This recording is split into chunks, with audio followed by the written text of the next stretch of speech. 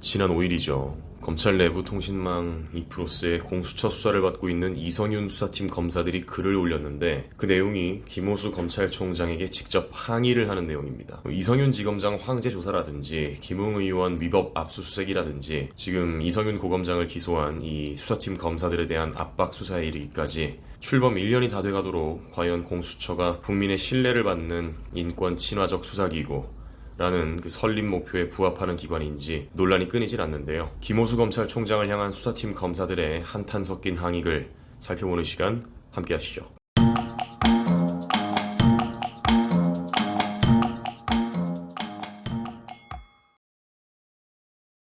지난 5일 오후 8시쯤입니다. 검찰 내부 통신망 이프로스에 김 총장을 직접 겨냥한 듯한 글이 올라왔는데요. 이성윤 서울고검장을 김학의 불법 출금 수사중단 외압 혐의로 기소했던 수사팀이 직접 글을 올린 겁니다. 지난 영상에서도 말씀드렸습니다만 이 수사팀 검사들은 지금 공소장 유출 혐의로 공수처의 수사를 받고 있죠. 사실 이 혐의라는 게 범죄 혐의 구성이 가능하기나 하냐, 법조계 내부에서는 수사의 적절성에 대한 원론적인 비판도 꽤 있는 게 사실이고 전형적인 찍어내기 수사, 코드 수사 아니냐는 논란이 꽤 있습니다만 이 수사팀 검사들이 직접 의견을 냈는데 그 대상이 외부가 아닌 내부를 겨누고 있는 겁니다.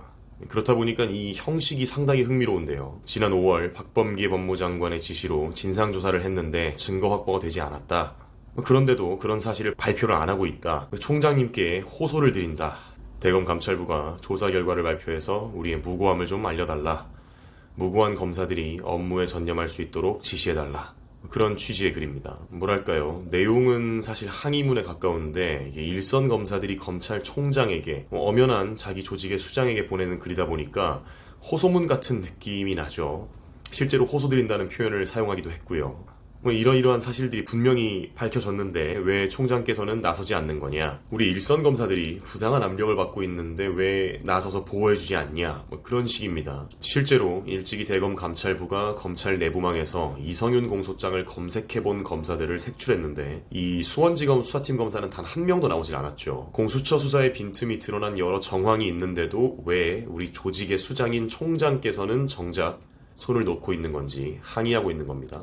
사실 이 수사팀 검사들 입장에서는 지금 수사를 받는다는 사실조차 억울하게 느껴질 법한 정황들이 있죠.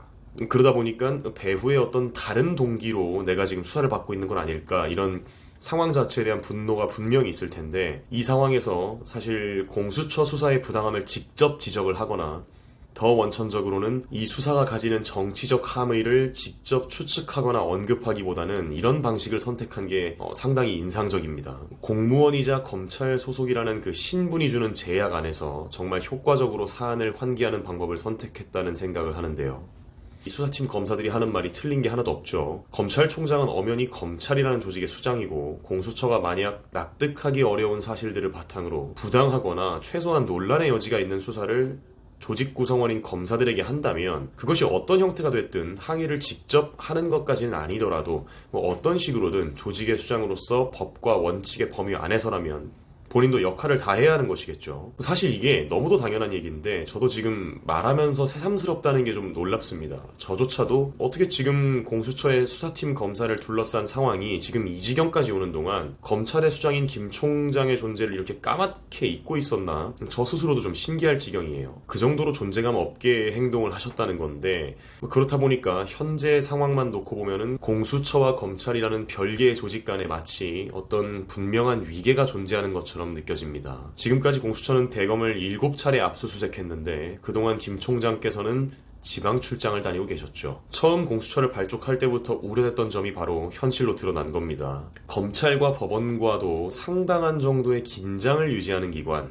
그렇기에 정치적으로 중립성을 유지할 수 있는 수사기관, 인권 친화적인 수사를 하겠다고 선언한 기관, 그런 기관이 아니라 지금 정치적인 함의가 있지 않고서는 해석하기 상당히 어려운 그런 수사를 하는 기관이 된 게 아니냐, 바로 그런 얘기죠. 그리고 공수처가 이렇게 마치 검찰과 수평적인 긴장을 유지하는 기관이 아니라 검찰 위에 군림하는 듯한 기관, 이런 느낌을 주게 된 데에는 현 검찰의 수장 김호수 검찰총장의 책임을 묻지 않을 수는 없을 것 같습니다. 적어도 정당한 검찰권 행사에 관해서만큼은 김 총장께서도 적극적으로 대응을 했어야 하지 않았냐는 게 제 생각인데요. 물론 그렇다고 해서 김 총장이 공수처의 수사에 적극적으로 협조를 하는 모습을 보인 것도 아닙니다만, 지금처럼 민감하고 급박한 상황에서라면 침묵이나 방조도 사실 또 하나의 입장 표현과 다를 바가 없겠죠. 이런 김 총장의 석연찮은 침묵, 소극적인 태도를 바라보면서 다른 인물이 입에 오르내립니다. 바로 한동수 대검 감찰부장인데요. 한 부장은 2019년 조국 전 법무부 장관이 사퇴 직전에 임명을 요청한 분입니다. 이분이 원래는 판사 출신이신데 대검 감찰부장으로 오셨으니까 당연히 검찰청 소속인 거고 검사장 대우를 받는다고 해요.